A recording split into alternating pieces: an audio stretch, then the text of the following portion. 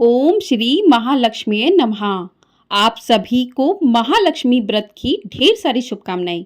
आप सभी पर महालक्ष्मी की कृपा सदैव ही बनी रहे। महालक्ष्मी व्रत हर साल भाद्रपद मास के शुक्ल पक्ष की अष्टमी से लेकर आश्विन मास के कृष्ण पक्ष की अष्टमी तक रखा जाता है। यह व्रत 16 दिनों तक चलता है।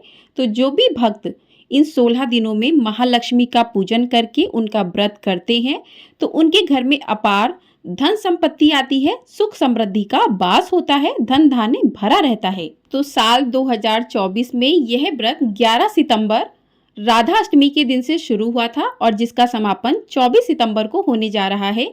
तो इस दिन जो भी भक्त जो हैं जिन्होंने अभी तक 16 दिनों की स्थापना नहीं की थी तो वो लास्ट दिन जो है 16वें दिन स्थापना माँ की करके माँ का पूजन कर सकते हैं। माँ का पूरे विधि विधान से पूजन कर सकते हैं, उनका व्रत रख सकते हैं, उनकी कथा को पढ़तवा सुन सकते हैं।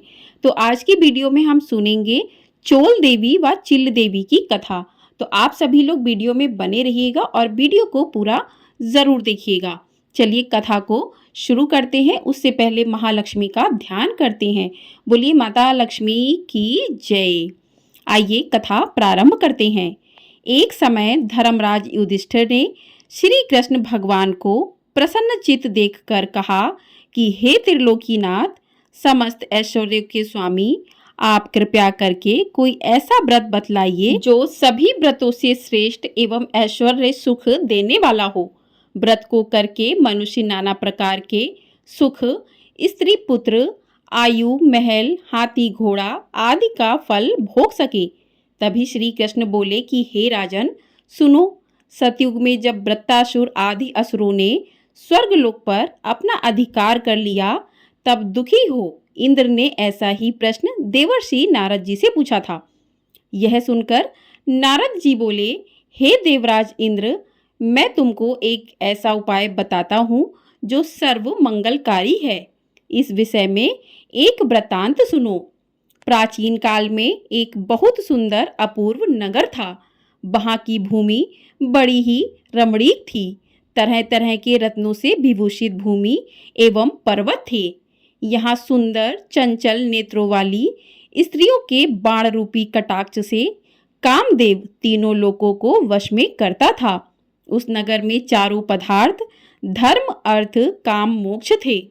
उसकी विचित्र रचना देखकर विश्वकर्मा भी लज्जित होता था। उस नगर में मंगलसेन नाम का राजा राज्य करता था।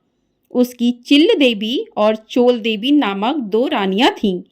एक दिन राजा अपनी प्रिय रानी चोल देवी के साथ अपने महल की छत पर बैठा हुआ था। वहीं से उसने समुद्र के जल से घिरा हुआ एक रमणीक स्थान देखा। उसे देख राजा प्रेमातुर हो अपनी प्रिय रानी चोल देवी से बोला कि हे सुमुखे, देखो यहीं पर तुम्हारी प्रसन्नता के लिए नंदन वन को लज्जित करने वाला एक सुंदर बाग लगवाऊंगा। अपनी प्रिया के प्रसन्नार्थ राजा ने बगीचा लगवा दिया। कुछ दिन बाद वह बाग वृक्षों, लताओं, फल फूलों और रंग बिरंगे पक्षियों की चहचहाट से अपनी अद्भुत छटा दिखाने लगा। एक दिन उस बाग में बड़ा भयंकर प्रलय काल के समान एक सुअर आया और उसने सारे बगीचे को नष्ट कर दिया। बहुत से बाग के रक्षक भी मार गिराए।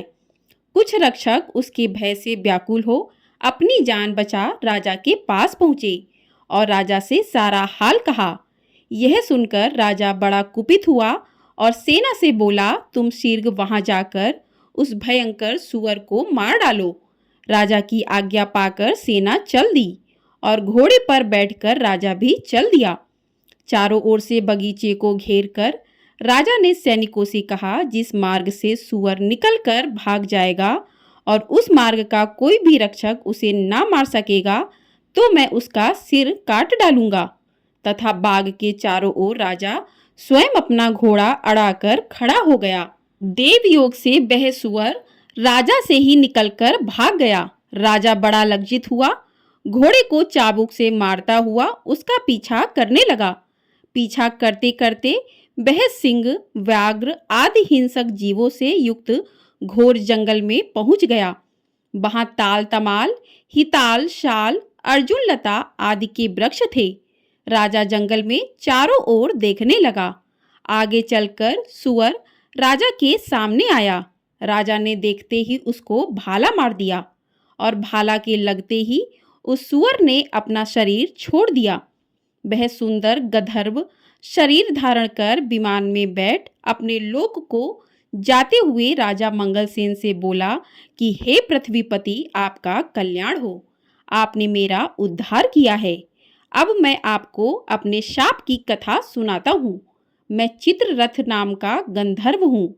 एक बार देव समूह में ब्रह्मा जी बैठे हुए थे कि चंचपुट आदि तालों के साथ मैं सप्त स्वर में गान कर रहा था कि गाते गाते मेरी ताल बिगड़ गई। इस पर क्रोधित होकर ब्रह्मा जी ने मुझे सुअर होने का शाप दे दिया। फिर प्रार्थना करने पर उन्होंने कहा, तेरा उद्धार धर्मात्मा राजा मंगलसेन के हाथों से होगा।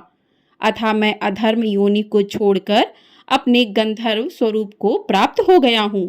हे राजन, मैं वरदान स्वरूप देवताओं को दुर्लभ चारों फल धर्म अर्थ काम मोक्ष का दाता एक व्रत बतलाता हूँ। यह व्रत श्री महालक्ष्मी जी का है। इसके प्रभाव से आप चक्रवर्ती राजा होंगे। अब आप अपनी राजधानी वापस जाइए। नारद जी बोले, हे इंद्र, इस प्रकार कहे गंधर्व अंतर्ध्यान हो गया। राजा मंगलसेन अपनी राजधानी को वापस लौटे कि मार्ग में उन्हें बगल में मृग चर्म लिए हुए एक ब्राह्मण पुत्र अपनी ओर आता नजर पड़ा। राजा मुस्कुराते हुए उससे बोले कि हे बटुक, तुम देवता, दैत्य, गंधर्व हो अथवा राक्षस, इनमें से आप कौन हैं? मुझे सच सच बता दें जो आप इस घोर जंगल में आए हैं। यह सुनकर ब्राह्मण पुत्र राजा को आशीर्वाद देते हुए बोला, राजन, मैं आपके ही देश में पैदा हुआ हूँ और आपके साथ साथ ही यहाँ आया हूँ। अतः मुझे यथोचित आज्ञा दीजिए। भगवान श्री कृष्ण बोले कि हे धर्मराज, इस प्रकार उनके पूछने पर राजा ने कहा, हे विप्र, तुम्हारा नाम आज से नूतन होगा। अब तुम किसी सरोवर में से ठंडा जल लाओ। राजा की आज्ञा पाकर वह नूतन राजा को एक सुंदर वृक्ष के नीचे बिठाकर आप घोड़े पर सवार हो जल की खोज में चल दिया। आगे चलकर उसने रंग बिरंगे पक्षी देखे। वह वहीं पर चल पड़ा। थोड़ी ही देर में वह सरोवर के पास पहुंच गया। यह सरोवर बहुत ही रमणीक था। ऐसा प्रतीत होता था कि यहाँ भगवान नारायण का ही निवास स्थान है। सुंदर सुंदर कमलों से सुशोभित, चक्रवाक आदि पक्षियों से युक्त, तेज हवा से उठने वाली लहरों को शांत करने वाला, मीठे जल वाला, महर्षि अगस्त्य की तृषा शांत करने वाला शीतल जल से परिपूर्ण था। जैसे ही वह आगे बढ़ा कि उसका घोड़ा कीचड़ में फंस गया। अतः वह घोड़े से उतरकर सरोवर के चारों ओर देखने लगा। समीप ही उसने सुंदर सुंदर वस्त्र आभूषणों से सुसज्जित मृगनयनी स्त्रियों को देखा, जो मधुर ध्वनि से मंगलगान करती हुई पूजा कर रही थीं। नूतन अपने दोनों हाथ जोड़े स्त्रियों के पास जाकर विनम्र भाव से बोला कि हे माताओं, सच मुझे बतावे। नूतन की मधुरवाणी सुनवे बोली कि हे विप्र, भक्ति भाव से श्रद्धा युक्त होकर सुनो। जो भगवती माया, प्रकृति और शक्ति नाम से प्रसिद्ध हैं, हम उसी महालक्ष्मी का व्रत कर रही हैं। उसी व्रत की कथा तुम भी सुनो। हे ब्राह्मण, यह व्रत भाद्रपद महीने की शुक्ल पक्ष की अष्टमी से यानी कि राधा अष्टमी से आरंभ होता है। इस दिन प्रातःकाल उठकर 16 बार हाथ, पांव और मुंह धोकर 16 धागों से युक्त एक कलावा लेकर उसमें 16 गांठ लगावे और चमेली के पुष्प, कपूर, धूप आदि सुगंधित पदार्थों से प्रत्येक गांठ की पूजा करें और ओम महालक्ष्मी नमः इस मंत्र से 16 बार अभिमंत्रित कर श्री लक्ष्मी जी से प्रार्थना करें कि हे महालक्ष्मी, आप हमें धन, धान्य, पृथ्वी, धर्म, कीर्ति, आयु, यश और शोभा तथा हाथी, घोड़े, पुत्र दो। हे विप्र, इस प्रकार ध्यान करते हुए उस सूत्र को पुरुष अपने दाहिने अंग में और स्त्री अपने बाएं अंग में धारण कर 16 दूब के पौधे और अक्षत लेकर कथा सुने। इस प्रकार भादों सुदी से लेकर आश्विन वदी अष्टमी तक नित्य प्रति कथा सुननी चाहिए। इसके पश्चात अष्टमी के दिन रात्रि के समय जितेंद्रिय व्रतकर्ता को स्नान कर श्वेत श्वेत वस्त्र धारण कर पूजा गृह में जाना चाहिए और पूर्व की ओर मुख करके पवित्र आसन पर बैठकर सफेद मोतियों से युक्त अष्टदल का कमल बनावे। उस पर कमलासन मंद मंद मुस्कान करती हुई शरद चंद्र के तुल्य कांतिवान चतुर्भुजी दोनों हाथों में कमल लिए हुए श्वेत वस्त्र धारणी आभूषणों से विभूषित अभय वर देने वाली दोनों ओर हाथियों की सूंड के जल से सींचे जाने वाली श्री महालक्ष्मी जी का ध्यान करके कपूर अगरबत्ती चंदन से भगवती का आवाहन करें कि हे महालक्ष्मी, भगवान विष्णु के पास से या आप यहाँ आओ। आपके लिए ही मैंने षोडशोपचार पूजन सामग्री एकत्रित की है। हे विप्र, इस प्रकार 16 दिन समाप्त होने पर व्रतकर्ता को श्रद्धा अनुसार उद्यापन करना चाहिए। उद्यापन विधि इस प्रकार से है। स्वर्ण के पत्र से गौ के सींग मड़वाकर तथा सोना एवं अन्य वस्त्रादि किसी वेदपाठी ब्राह्मण को दान में दें। यदि इतना ना हो सके तो यथाशक्ति द्रव्य दे दें अथवा 16 ब्राह्मणों को जिमाकर वस्त्र आदि की दक्षिणा भी दें। हे विप्रपुत्र, हमने तुमको सर्वोत्तम व्रत बतला दिया है, जिसके करने मात्र से ही इच्छित फल प्राप्त होता है। इस व्रत को तुम करो और अपने राजा से कराओ तथा और जो भी श्रद्धा से करना चाहे उसे भी कराओ। भगवान बोले, हे युधिष्ठिर, इस प्रकार इस व्रत को स्त्रियों के मुख से सुनकर नूतन बड़ा प्रसन्न हुआ और उनको प्रणाम कर अपने घोड़े को कीचड़ में से निकालकर ठंडा पानी पिलाया और कमल के पत्ते का दोना बनाकर उसमें पानी ले घोड़े पर बैठे राजा के पास आया। राजा को जल पिलाकर नूतन बोला कि हे राजन, आज मैं यहाँ पर जो कुछ स्त्रियों से सुनकर आया हूँ उसे ध्यान से सुनो। उपरोक्त हाल नूतन ने राजा को सुना दिया। उस व्रत को नूतन और राजा दोनों ने किया। तदोपरांत राजा ब्राह्मण को साथ ले घोड़े पर सवार हो अपने नगर को चल दिया। राजा का आना सुनकर सभी नगरवासी बड़े प्रसन्न हुए और भेंट आदि वस्तु लेकर बाजे के साथ राजा की अगवानी करने चल दिए। चारों ओर घंटा और घड़ियालों के स्वर होने लगे। ऐसा मालूम होता था कि खुशी के मारे सारा नगर नाच रहा है। 16 श्रृंगार किए गजगामिनी स्त्रियां भी मंगल गीत गाती हुई राजा की अगवानी को आईं। नगरवासियों द्वारा सत्कार किया गया। राजा ब्राह्मण कुमार नूतन के साथ घोड़े पर से उतरकर अपने महल में रानी चोल देवी के पास गया। रानी चोल देवी राजा के हाथ में सूत्र बंधा देख क्रोधित हुई, परंतु क्रोध को छुपाकर विचार करने लगी कि राजा शिकार के बहाने किसी अन्य स्त्री से प्रेमालाप करने लगा है। इसी कारण इसकी बाह में उस स्त्री ने अपने सौभाग्य के लिए डोरा बांध दिया है और साथ ही मुझे देखने के लिए इस ब्राह्मण को भेजा है। अतः क्रोधित हो उसने डोरे को राजा की बाह में से तोड़कर फेंक दिया।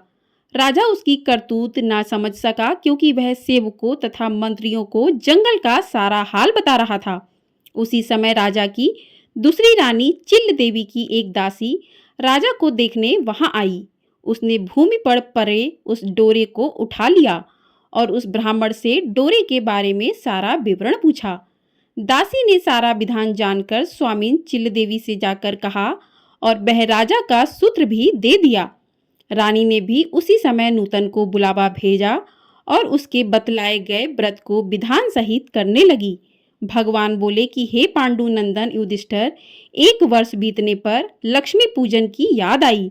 राजा ने अपनी बाह से बंधे सूत्र को ना देखा तो अपार चिंता में डूब गया।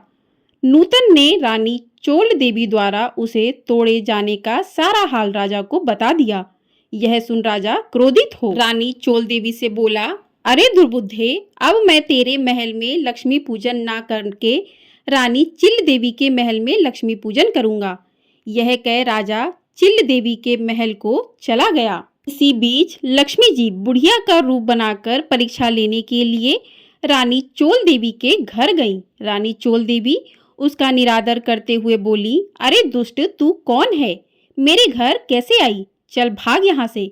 इस प्रकार लक्ष्मी जी रानी चोल देवी से अपमानित होने पर उसे शाप देती हुई बोली, मूर्ख, तूने मेरा अपमान किया है, अतः सुअरमुखी हो जा और आज से इस मंगलपुर का नाम कोल्हापुर हो जावे।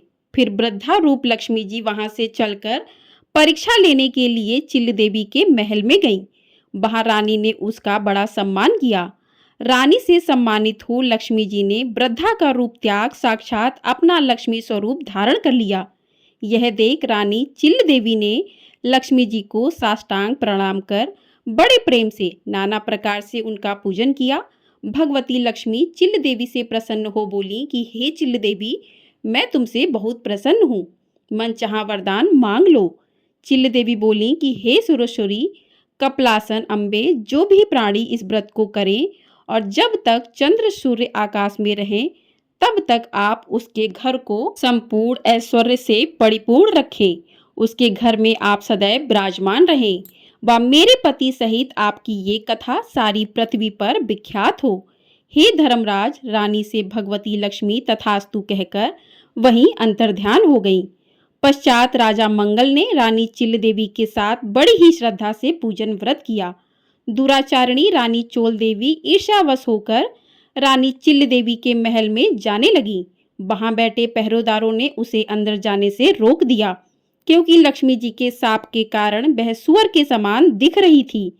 रानी दिखलाई नहीं देती थी। तब वह दुखी हो जंगल में महर्षि अंगिरा के पास गई। उसकी यह दशा देखकर मुनि अंगिरा ने अपनी ज्ञान दृष्टि द्वारा उसकी सारी बातें जान ली। तब मुनि ने लक्ष्मी जी के कुपित होने का कारण उससे कहा और स्वयं श्री लक्ष्मी जी से उसके अपराध की क्षमा याचना कर उससे श्री लक्ष्मी जी का व्रत पूजन करवाया। व्रत के प्रभाव से वह रानी पुनः अपने लावण्यमय स्वरूप को प्राप्त कर कीर्ति पाने लगी। तदंतर उसी वन में राजा शिकार खेलने को गया। वहां मुनि अंगिरा की कुटी में रूप लांबड़ से युक्त उस अनुपम देवी को देख राजा मंगल बोला कि हे महर्षि, यह अपनी सुंदरता से इस वन को प्रकाशमान करने वाली स्त्री कौन है? इसका कारण मुझसे कहो। राजा की बात सुन महर्षि अंगिरा ने उसकी सारी कथा सुनाकर रानी चोल देवी उसे सौंप दी। राजा प्रसन्नचित हो रानी चोल देवी को साथ लेकर अपनी राजधानी आया और रानी चिल्ल देवी सहित पृथ्वी के नाना प्रकार के भोग भोगने लगा। दोनों रानी बड़े ही प्रेम से मिलकर राजा की सेवा करने लगी। राजा मंगल पृथ्वी के समस्त सुख भोग कर अंत में स्वर्ग को गया और मंगल नक्षत्र नाम से विख्यात हुआ। नारद जी बोले कि हे इंद्र, समस्त व्रतों में श्रेष्ठ श्री महालक्ष्मी का व्रत मैंने तुमसे कहा है। जो भी व्यक्ति इस व्रत को करेगा वह धर्म, अर्थ, काम, मोक्ष चारों पदार्थों का भागी होगा। अतः तुम भी इस व्रत को करो, जिससे धन, धान्य, भूमि, कीर्ति, आयु, यश, शोभा, घोड़ा, हाथी, पुत्र, पौत्रादि प्राप्त हो और तुम्हारी कीर्ति फैलती रहे। इंद्र नारद जी को प्रणाम कर अपने लोक को गया और उसने इस व्रत को किया। भगवान श्री कृष्ण बोले कि हे युधिष्ठिर, नारद जी से देवराज इंद्र द्वारा पूछे गए श्रेष्ठ व्रत को मैंने तुम्हें बता दिया, जो सांसारिक व पारलौकिक सुखों को देने वाला है। तो इस प्रकार से महालक्ष्मी व्रत की कथा पूर्ण होती है। बोलिए महालक्ष्मी माता की जय। तो इसी प्रकार से जो भी भक्तजन इन 16 दिनों में माँ लक्ष्मी का व्रत पूजन करते हैं, उन पर महालक्ष्मी अपनी कृपा सदैव ही बरसाती हैं। महालक्ष्मी का आशीर्वाद उन सभी भक्तों पर बना रहता है। उनके घर में सुख समृद्धि का वास होता है। उनका घर धन धान्य से भरा रहता है। महालक्ष्मी का यह व्रत महाभारत के समय मामा कुंती और गांधारी ने भी किया था। जब उनका राज्यपाट उनसे छीन लिया गया था, तब युधिष्ठिर ने ऐरावत हाथी को बुलाकर पूजन किया था और महालक्ष्मी का व्रत किया था। कहते हैं ऐसा करने से उनका सभी राजपाट उनको वापस मिल गया था। तो महालक्ष्मी व्रत की महिमा कुछ इस प्रकार से है। जो भी भक्त इस व्रत को करते हैं, आप पूरे 16 दिन का नहीं कर पाते हैं तो आप अंतिम दिन, समापन वाले दिन, समापन 24 सितंबर को है, तो इस दिन आप महालक्ष्मी का पूजन कर उनकी कथा को पढ़ अथवा सुन सकते हैं। ऐसा करने से महालक्ष्मी की कृपा अपने भक्तों पर पूरे सालों साल बरसती है। एक बार ये व्रत जो भी भक्त कर लेते हैं, यदि वो समापन कर देते हैं, कुछ भक्त इसको 16 साल तक रखते हैं, उसके बाद इसका उद्यापन करते हैं। तो जिस प्रकार से आप रखना चाहें उस प्रकार से आप रख सकते हैं। वीडियो पसंद आई हो वीडियो को लाइक अवश्य कीजिएगा। जय माँ लक्ष्मी।